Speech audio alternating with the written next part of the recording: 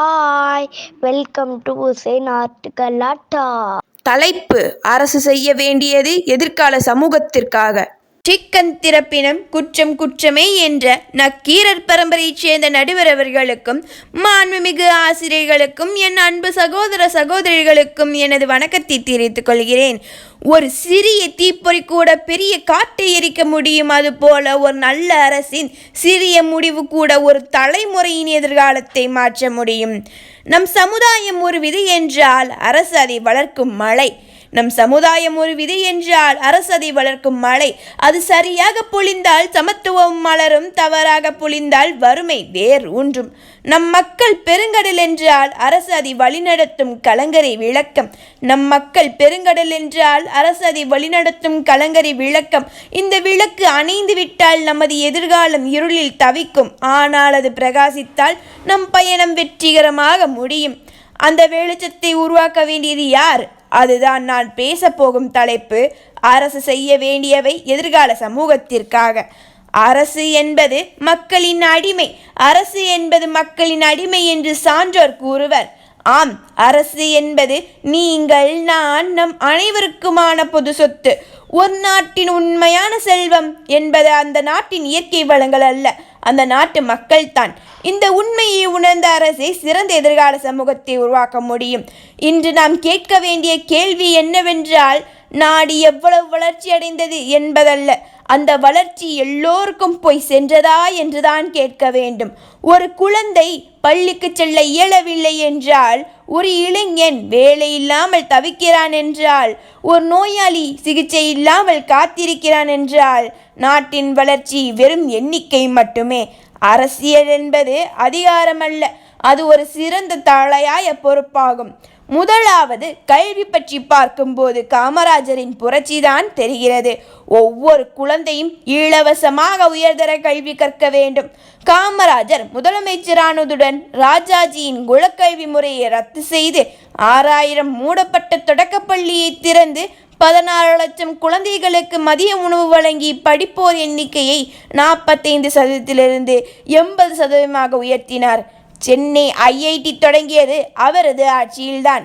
இதனைத்தான் கற்க கசடர கற்பவை கற்றபின் நிற்க அதற்கு தக என்று திருவள்ளுவர் கல்வியை பற்றி சிறப்பாக கூறியுள்ளார். தொழில்நுட்ப அறிவு, கணினி அறிவு, தொடர்பு திறன் ஆகியவற்றை இப்போதே குழந்தையின் பாடப்பகுதியாய் மாற்ற வேண்டும். ஒரு நல்ல பள்ளிக்கூடம் என்பது கட்டிடம் அல்ல. ஒரு நல்ல பள்ளிக்கூடம் என்பது கட்டிடம் அல்ல, அது ஒரு குழந்தையின் எதிர்காலம் உருவாகும் இடம் என்பதை மனதில் கொண்டு அரசு செயல்பட வேண்டும். இரண்டாவது சமூக நீதி பற்றி பார்க்கும்போது பெரியாரின் போராட்டம் தெரிகிறது. பிற்படுத்தப்பட்டோருக்கு இடஒதுக்கீடு, ஜாதி ஒழிப்பு போன்றவற்றில் பாடுபட்டார் பெரியார். வைக்கம் சக்தி போராட்டத்தில் பிற்படுத்தப்பட்டோருக்கு பொதுசாலையை அனுமதிக்க போராடி வைக்கம் வீரர் என்ற பட்டத்தை வென்றார். சமூக நீதியின்றி சுதந்திரமில்லை, சமூக நீதியின்றி சுதந்திரமில்லை என்று மகாத்மா காந்தி சிறப்பாக கூறியுள்ளார். இப்படியெல்லாம் நமது அரசியல் தலைவர்கள் பாடுபட்டிருந்தாலும் இன்னும் நம் சமூகத்தில் ஒரு பெண் தனியாக பாதுகாப்பாக நடமாட இயலாமல் இருப்பதை பார்க்கும்போது கவலைகரமாக உள்ளது. ஒழுக்கம் விழுப்பம் தரலான், ஒழுக்கம் உயிரினும் போமப்படும். ஒழுக்கமில்லையேல் உயர்வு இல்லை, ஒழுக்கமில்லையேல் உயர்வு இல்லை என்று திருவள்ளுவர் அருமையாக கூறியுள்ளார். எனவே நாட்டின் குடிமக்களான நாமும் சரி, அரசும் சரி, ஒழுக்கத்துடன் திகழ்ந்தால்தான் ஒரு சிறந்த எதிர்கால சமூகத்தை உருவாக்க முடியும். ஜாதி, பாலினம், பொருளாதார வேறுபாடின்றி அனைவரும் சமத்துவத்துடனும் சுதந்திரத்துடனும் மதியாக வாழும் ஒரு சமூகத்தை உருவாக்கும் அரசே சிறந்த அரசு. மூன்றாவது சுகாதாரம். ஆரோக்கியம் ஒரு சலுகை அல்ல, அது ஒரு உரிமை. ஒவ்வொரு அரசு மருத்துவமனையும் தரமாகவும் சுத்தமாகவும் அணுகக்கூடியதாகவும் இருக்க வேண்டும். மேலும் இன்று பலர் மன அழுத்தத்தால் மனநலம் குன்றி வாழ்கிறார்கள். அதை வெளிப்படுத்த தயங்குகிறார்கள். கண்ணால் காணாத வழியும் வழிதான். இதனை எல்லாம் போக்கும் வண்ணம் அரசு டெலிமெடிசின், வெல்னஸ் சென்டர் போன்றவற்றின் சேவைகளை அனைத்து இடங்களுக்கும் அனைத்து தரப்பு மக்களுக்கும் கிடைக்க செய்ய வேண்டும். நான்காவது வேலைவாய்ப்பு. இன்று பட்டங்கள் அதிகம், வேலை வாய்ப்புகள் குறைவு. இது இளைஞர்களின் தோல்வி அல்ல, இது அமைப்பின் தோல்வி. எனவே நமது அரசு வேலை தேடும் இளைஞர்களை உருவாக்கும் அரசாக இல்லாமல் வேலை உருவாக்கக்கூடிய இளைஞர்களை உருவாக்கும் அரசாக திகழ வேண்டும். ஞானம் கருதினும் கைகூடும், காலம் கருதி இடத்தால் செய்யின். இதனை அறிந்து இளைஞர்கள் செயல்பட்டால் எவ்வேளையானாலும் கிடைத்துவிடும் என்று திருவள்ளுவர் அருமையாக கூறியுள்ளார். 5வது ஊழல் ஒழிப்பு. ஊழலில்லா அரசே உண்மையான அரசு, ஊழலில்லாத அரசே உண்மையான அரசு என்று சுவாமி விவேகானந்தர் கூறியுள்ளார். ₹1 ஊழல் கூட ஒருவரது வாழ்க்கையை பாதிக்கும். எனவே நேர்மை தான் உண்மையான வலிமை என்பதை அரசியல் தலைவர்கள் தெரிந்து கொண்டு ஒரு சிறந்த எதிர்கால சமூகத்தை உருவாக்க வேண்டும். 6வது டிஜிட்டல் சமத்துவம்.